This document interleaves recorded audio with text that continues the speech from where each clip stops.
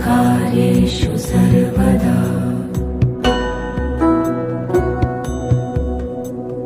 वक्रतुण्ड महाकाय सूर्यकोटि समप्रभ निर्विघ्नं कुरु मे देव सर्वकार्येषु सर्वदा